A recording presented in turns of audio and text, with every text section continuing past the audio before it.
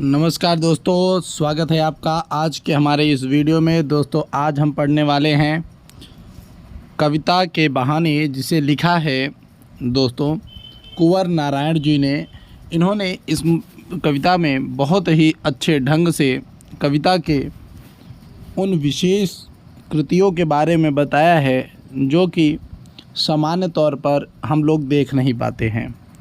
इसमें इन्होंने दोस्तों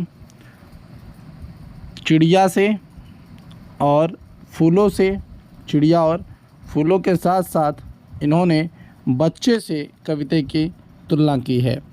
इन्होंने बताया है दोस्तों कि कैसे चिड़िया और बच्चे और फूलों के बीच में कविता के साथ संबंध होता है।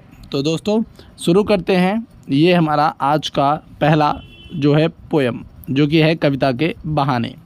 तो देखिए दोस्तों, इसमें हमारी पहली लाइन आती है कि कविता एक उड़ान है चिड़िया के बहाने। कविता एक उड़ान है चिड़िया के बहाने, यानी दोस्तों कविता भी एक प्रकार की उड़ान है। जिस प्रकार से चिड़िया उड़ती है, जिस प्रकार से चिड़िया उड़ना जानती है, उसी प्रकार से कविता भी उड़ना जानती है। कविता की उड़ान भला चिड़िया क्या जाने, परंतु जो कविता की उड़ान होती है वो चिड़िया कभी भी जान नहीं पाएगी। क्यों? बाहर भीतर इस घर उस घर। तो भाई चिड़िया, देखिए चिड़िया के बारे में क्या है कि चिड़िया की जो एक लिमिट है, मतलब उसकी जो उड़ती है वो उसकी एक लिमिट होती है। चिड़िया जो है अंतरिक्ष तक नहीं जा सकती, चिड़िया आकाश के वो भेद नहीं सकती। परंतु दोस्तों कविता तो कल्पनाओं से की जाती है और उसकी कोई लिमिट नहीं है, वो कहीं तक जा सकती है। इसलिए कविता की उड़ान चिड़िया नहीं जान सकती, कभी नहीं वो जान सकती कि वह कितना ज़्यादा उड़ सकती है। बात आया इस बात, जहाँ तक है आपको एक एक बात समझ में आ रही होगी। ठीक दोस्तों, एकदम प्यार से पढ़ते हुए चलिए। बाहर भीतर इस घर उस घर। जिस प्रकार से चिड़िया भी क्या करती है, बाहर भीतर करती है, कभी इस घर जाती है कभी उस घर जाती है, उसी तरह से कविताएं भी तो हैं। कविताएं भी तो उसी तरीके से कार्य करती हैं। कविताएं भी क्या करती हैं दोस्तों कि कभी इस घर के बाहर होती हैं, कभी उस घर के बाहर होती हैं। अर्थात जो कवि होता है वो कभी अपने घर के बारे में, कभी दूसरे के घर के बारे में, कभी घर के भीतर कभी घर के बाहर की कल्पनाओं को कर सकता है। कविता के पंख लगा के या कविता के पंख लगा उड़ने के माने चिड़िया क्या जाने। तो कविता के जो पंख लगते हैं, जो कविता के पंख लगते हैं, उसकी जो उड़ान है उसे चिड़िया कभी नहीं जान सकती। चिड़िया तो अपने पर के दम पे उड़ती है, ऐसा नहीं है, लेकिन वो उस तरीके से नहीं उड़ सकती जिस तरीके से कविता उड़ सकती है। बात आया समझ में दोस्तों? तो सीधे रूप से एक बार और हम समझ लेते हैं कि कविता एक उड़ान है चिड़िया के बहाने। अर्थात जिस प्रकार से चिड़िया उड़ती है उसी प्रकार से कविता भी उड़ सकती है। कविता की उड़ान भला चिड़िया क्या जाने, परंतु जो कविता की उड़ान होती है वो चिड़िया की उड़ान से कहीं ज़्यादा है। क्योंकि चिड़िया भैया एक निश्चित लिमिट, एक निश्चित सीमा में उड़ती है, परंतु कविता तो भाई अंतरिक्ष तक जाकर लौट सकती है। क्योंकि वो किस पर चलती है दोस्तों? कल्पना पर। किस पर चलती है दोस्तों? कल्पना पर। और कल्पना पे गई हुई बातें कहीं तक जाकर रुक सकती हैं। अगली लाइन है दोस्तों कि बाहर भीतर इस घर उस घर। तो जो कविता करने वाला कवि होता है, कभी घर के बाहर की बातें लिख सकता है, कभी घर के भीतर की बातें लिख सकता है, कभी इस घर की बातें लिख सकता है, कभी उस घर की बातें लिख सकता है। कविता के पंख लगा उड़ने के माने चिड़िया क्या जाने।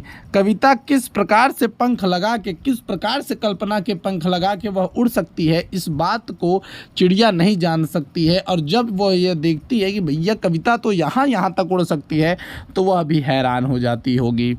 दोस्तों एक एक बात को अच्छे से समझना ही जो है हमारा कर्तव्य है किसी भी चैप्टर के अंदर। अगली लाइन है दोस्तों कि कविता एक खिलना है फूलों के बहाने। अर्थात यहाँ पे बातें किस पर करी जा रही हैं दोस्तों, ध्यान दीजिएगा कि बोल रहे हैं कि कविता एक खिलना है फूलों के बहाने। अर्थात जिस प्रकार से कविता खिलती है, अर्थात जिस प्रकार से कविता खिलती है उसी प्रकार से भैया फूल भी खिलते हैं। या आप कह सकते हैं कि जिस प्रकार से फूल खिलते हैं उसी प्रकार से कविता भी खिलती है। कविता का खिलना फूल भला क्या जाने, लेकिन जिस प्रकार से कविता खिलती है उस प्रकार से फूल नहीं खिल पाता। क्यों भैया? बाहर भीतर इस घर उस घर, जिस प्रकार घर के अंदर भी देखते हैं हम फूल उगता है, घर के बाहर भी कभी इस घर कभी उस घर, उसी प्रकार से कविता भी घर के बाहर अंदर भीतर कहीं पर भी उग सकती है। कहीं पर उसकी कल्पना करके उसे जो है लिखा जा सकता है, उसे जो है बोला जा सकता है। बिना मुरझाए महकने के माने फूल क्या जाने, या और बिना भैया मुरझाए, तो जो फूल होता है भैया क्या होता है, फूल जो होता है मुरझा जाता है, परंतु जो कविता होती है वो मुरझाती नहीं है, और साथ ही साथ उसका जो महक है वो काफ़ी दिनों तक बना होता है। लेकिन कोई फूल होता है दोस्तों तो वो कुछ दिन ही महक कर क्या होता है दोस्तों, वो बंद हो जाता है भाई महकना, सीधी सी बात है। कविता एक खेल है। आगे की लाइन देखिए क्या बोलते हैं कि कविता एक खेल है, कविता एक खेल है। क्योंकि बच्चों की बातें यहाँ पे मैंने आपको बोला था कि यहाँ पे बच्चों की बातें होंगी, ज़रूर होंगी, और ये बात वहीं से जो है निकल के आ रही है कि कविता एक खेल है, कविता एक खेल है बच्चों के बहाने। जिस प्रकार से कविता बच्चे खेल पाते हैं उसी प्रकार से कविता भी खेलती है। बाहर भीतर यह घर वह घर, ठीक, तो कभी बाहर कभी भीतर बच्चे खेलते नहीं हैं। कभी कभी बच्चे देखिए घर के बाहर देखेंगे आपको 10 मिनट बाद वो ससुरा बाहर चला जाता है, फिर उसके बाद वो जो है मिट्टी में लौटने लगता है, और उसके बाद उसके पापा पहुंचते हैं, एक तबड़ाक से एक थप्पड़ मारते हैं और रोने लगता है बेचारा, ठीक, क्योंकि भाई शैतान बच्चों को थोड़ा बहुत ज़रूरी भी होता है। तो भैया बाहर भीतर यह घर वह घर, सब घर एक कर देने के माने बच्चा ही जाने। यहाँ पर ध्यान से सुनिए, बच्चे की तुलना किससे कर दी गई दोस्तों? कविता से कर दी गई लास्ट में, कि भैया जो कविता होती है और जो बच्चे होते हैं इस घर उस घर एक कर देना। अर्थात कभी कभी होता नहीं है कि भाई कविता के अंदर आकाश पाताल तक एक कर दिया जाता है, उसी प्रकार से यहाँ पर जो वो है बोला गया है कि अगर वह घर सब घर एक कर देने के माने बच्चा ही जाने, यानी हर चीज़ एक कर देना। केवल क्या भैया कविता और बच्चा ही जान सकते हैं इस मर्म को। आया बात समझ में? आया बात समझ में? बहुत ही छोटा लॉजिक है इनमें, बहुत ज़्यादा हैवी लॉजिक नहीं है। क्या प्यारी, लेकिन बात बहुत प्यारी बोली है जो भी बोली है कवि ने। ठीक दोस्तों, आगे चलते हैं। अब बात आती है, बात सीधी थी पर भाषा के चक्कर में ज़रा टेढ़ी फंस गई। क्या बात बोली है कि बात सीधी थी पर एक बार भाषा के चक्कर में ज़रा टेढ़ी फंस गई। तो यहाँ पर देखिए, अगर मैं आपको थोड़ा सा यहाँ पे बताना चाहूँ तो अगर आप बेटा पॉइंट ऑफ व्यू देखेंगे, यहाँ पे थोड़ा ध्यान से मैं एक बात बोलूँगा आपको, ये ध्यान दीजिएगा कि अगर यहाँ पे आप पॉइंट देखेंगे तो बात भले यहाँ पे किसी भाषा की करी जा रही है, बात भले यहाँ पे किसी भाषा की करी जा रही है, परंतु यदि आप बात पे थोड़ा सा गौर करेंगे, यदि आप बात पर थोड़ा सा गौर करेंगे मेरे बच्चे, तो आपको एक चीज़ समझ में आएगा कि जो कवि है, जो हमारा कवि है, वो कुछ मर्म बात हमें समझाना चाह रहा है। क्या चाह रहा है भैया? कोई मर्म बात समझाना चाह रहा है। यदि इसी बात को हम अपनी लाइफ में लेके देखें, यदि हम इसी बात को अपनी लाइफ में लेकर देखते हैं तो हमें एक चीज़ समझ में आता है कि जो कवि बोल रहा है, जो इससे कवि बोलना चाहता है, वो हमें सिखा रहा है। वो हमें सिखा रहा है कि जीवन में कभी कभी क्या होता है कि कोई बात को हम लोग इतना घुमा फिरा लेते हैं, इतना ज़्यादा उसको जो है जलेबी बना देते हैं कि वापस वो बातें समझ में नहीं आती हैं। कहीं पे झगड़ा लड़ाई में ये सब बातें आ जाती हैं। तो यहाँ पे यदि आप समझना चाहें तो बहुत ही खास एक मर्म आपको समझ आ सकता है जीवन का, जो कि यहाँ पे कुंवर नारायण जी ने अपनी कविता के अंदर शायद मुझे लगता है कि ऐसा उन्होंने देने का प्रयास किया है। तो देखिए क्या है दोस्तों यहाँ पे कि बात सीधी थी पर एक बार भाषा के चक्कर में ज़रा टेढ़ी फंस गई। तो हुआ क्या कि एक बार कवि जाते हैं कहीं पे, शायद कहीं पे गए हैं और वहाँ पे बातें अपनी जो है कविता बोल रहे हैं, और वहाँ पे जब उन्होंने शुरू किया तो वो कोई कविता एक सीधी सी थी, एक कोई सीधी कविता थी। और बात क्या थी कि बात सीधी थी पर एक बार भाषा के चक्कर में ज़रा टेढ़ी फंस गई। तो बात सीधी थी परंतु मैंने क्या किया कि भाषा को थोड़ा सा जो है, भाषा को घुमाव फिराव इतना कर दिया कि वो थोड़ा सा जो है टेढ़ी हो गई। बात जो सीधी थी तो वो क्या हो रही है, वो टेढ़ी हो जा रही है। ठीक दोस्तों, आया बात समझ में।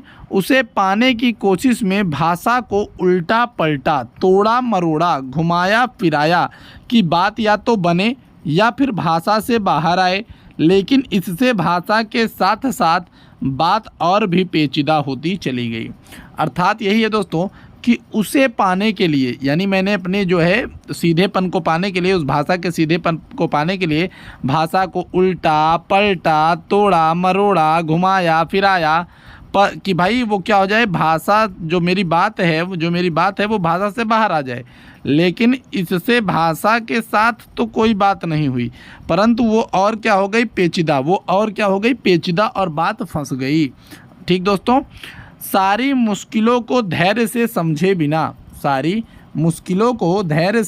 बिना, कितनी प्यारी बात बोल रहे हैं, ध्यान से सुनिए कि भैया सारी मुश्किलों को धैर्य से समझे बिना मैं पेंच को खोलने के बजाय उसे बेतरह कसता चला जा रहा था, क्योंकि इस करतब पर मुझे साफ सुनाई दे रही थी तमाशबीनों की शाबाशी और वाहवाह।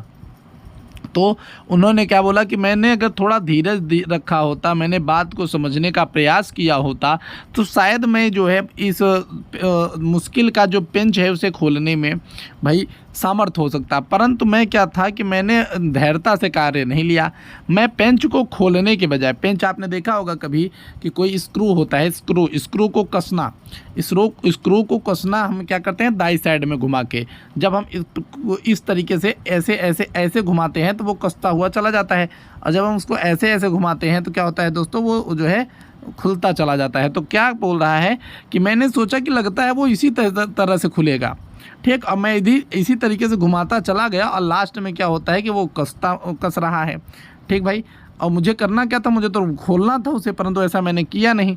तो वही बोल रहे हैं कि मैंने धीरे से बात को समझा नहीं और मैं पेंच को खोलने के बजाय उसे बेतरह कसता चला जा रहा था, क्योंकि इस करतब पर मुझे साफ साफ सुनाई दे रही थी तमाशबीनों की शाबाशी और वाह वाह, क्योंकि जो लोग वहाँ पर बैठे थे उन्हें उसमें बहुत मज़ा आ रहा था। मेरी बात भले मेरे लोगों के समझ में नहीं आ रही थी, परंतु मेरी बात जो मैं शब्द बोल रहा था उससे भाई साहब उनको बहुत मज़ा आ रहा था, और उनकी शाबाशी, तालियां, वाह वाह के चक्कर में मैंने अपनी बात को बहुत घुमा फिरा दिया। तो ज़िंदगी में भी ऐसा होता है दोस्तों कि कभी कभी क्या होता है कि जीवन में कुछ बातें बहुत स्पष्ट होती हैं, परंतु लोगों के बहकावे में आकर हम अपने जीवन में बहुत ही ऐसी बातों को या अनावश्यक बातों को सम्मिलित कर लेते हैं, जिससे हमारे जीवन में बहुत सी तकलीफ उत्पन्न हो जाती है। कुछ बातें यहाँ पर इससे मैच खाती हैं कवि की। अगली बात यदि आप समझेंगे तो यहाँ पे क्या बोल रहे हैं कवि कि आखिरकार वही हुआ जिसका मुझे डर था, जोर जबरदस्ती से बात की चूड़ी मर गई। तो कवि कह रहे हैं कि मुझे वही डर था जिसका हुआ, मतलब मैंने इतनी बातों को अपने घुमा दिया कि उस बात का जो अर्थ था वही मर गया। तो क्या होता है कभी कभी कि यदि आप ऐसे चूड़ी को किसी पेंच को घुमा रहे हैं, उसके बाद आप देख रहे हैं यहाँ पे जो चूड़ी होती है वो मिक्स कर जाती है, फ्री हो जाती है, फिर उसके बाद वो दोबारा आप ऐसे घुमाते रहिए, कोई अर्थ नहीं निकलता, और भाषा में बेकार घूमने लगी। जैसे पेंच आपका स्क्रू कभी कभी क्या होता है कि बेकार में घूम रहा है, वो कस तो रहा नहीं है, अब भैया इतना आपने कसने का प्रयास कर दिया कि वो क्या हो रहा है, मिस हो गया, वो जो है फ्री हो गई। ठीक, तो ये बातें वहाँ से आ रही हैं। तो वो बोल रहे हैं कि इस तरीके से भाषा में मर्म नहीं बचा, परंतु बात बेकार घूम रही है। हार कर मैंने उस कील की तरह उसी जगह ठोंक दिया। तो लोग क्या करते हैं, जब पेंच भाई देख लेते हैं मिस हो गया तो क्या करते हैं, फिर हथौड़ी निकाल कर, देखिए यहाँ पे जिस प्रकार से हथौड़ी निकाल कर उसे ठोंक दिया जाता है। आपने यहाँ पर देखा इस बात को, यहीं से बात को यहाँ पे कील पे लिखा गया है, मर्म यहाँ से वही निकाला जा रहा है। ठीक दोस्तों, तो उसी जगह मैंने उसको ठोंक दिया। अब देखते हैं क्या है, ऊपर से ठीक ठाक पर अंदर से ना तो उसमें कसाव था ना ताकत। तो देखिए यहाँ से एक बात आती है कि भैया कि ऊपर से तो ऐसा लग रहा है कि बहुत अच्छा है, परंतु अंदर से तो ना तो उसमें कसाव है ना तो ताकत। तो कभी कभी जीवन में ऐसा भी होता है कि लोग क्या करते हैं भाई साहब कि भाई रिश्ता बाहर से देखने में तो बहुत अच्छा है, परंतु वो अपने रिश्ते को अंदर से इतना कमज़ोर और खोखला बना लेते हैं कि ना तो उसमें ताकत रह जाती है न तो कसाव। और ये सब बातें क्या थी, बात सीधी थी पर एक बात। तो भाई जीवन में ऐसा होता है कि हम अपनी बात से ही बहुत कुछ जो है खो देते हैं जीवन में। तो कहीं ना कहीं कवि उसकी ओर भी इशारा करना चाहता है कि हमें जीवन में अपनी बातों को हमेशा स्पष्ट रखना चाहिए। बात ने, देखिए ध्यान से, बात ने जो एक शरारती बच्चे की तरह मुझसे खेल रही थी। तो कभी कभी क्या होता है कि बात ने जो एक शरारती बच्चे की तरह मुझसे खेल रही थी। बच्चों को क्या होता है, बच्चे क्या करते हैं, आप कोई शरारती बच्चा हो और आप उसको डांटते रहिए तो वो गधा मुस्कुराते रहेगा, उसको लगेगा अरे क्या बोल रहा है, कोई बात नहीं है। तो आप बोलते रहिए, उसको कोई फ़र्क नहीं पड़ रहा है, तो वो क्या करता है, आपकी बातों से ही खेलने लगता है। बाद में आप जब चले जाएंगे तो आप ही को चिढ़ाएगा वो। तो इस तरीके से बोल रहे हैं कि भैया बात ने जो एक शरारती बच्चे की तरह मुझसे खेल रही थी। मुझे पसीना पोंछते देख कर पूछा, क्या तुमने भाषा को सहूलियत से बरतना कभी नहीं सीखा। यहाँ पे बात कह रहे हैं कि जब उन्होंने अपना पसीना पोंछकर अपने अंतर आत्मा से पूछा कि क्या तुमने कभी सहूलियत से भाषा को बरतना नहीं सीखा है, जो इतना घुमा फिरा कर बातें कर रहे थे। तो उन्होंने कविता तो बोल दी, लोगों को मज़ा भी आ गया, परंतु उनका अंतर्मन बोल रहा था कि नहीं भाई ये तो गड़बड़ है, कि भाषा जो मैंने बोला वो सरल होनी चाहिए, परंतु उन्होंने काफ़ी घुमाव फिराव दे दिया। ठीक दोस्तों, तो ये रहा, आज हम देख रहे थे क्या, कविता के बहाने, और बात सीधी थी पर। वीडियो कैसी लगी ज़रूर बताइएगा दोस्तों, हम आपके लिए ऐसे ही कंटेंट लाते रहेंगे। और भी हमारे यूट्यूब पर आप देख सकते हैं फिजिक्स की वीडियोस, तो वहाँ पे से भी जाके उसे भी देखिए। ठीक, मिलेंगे आपसे अगली वीडियो में, तब तक के लिए जय हिंद जय भारत।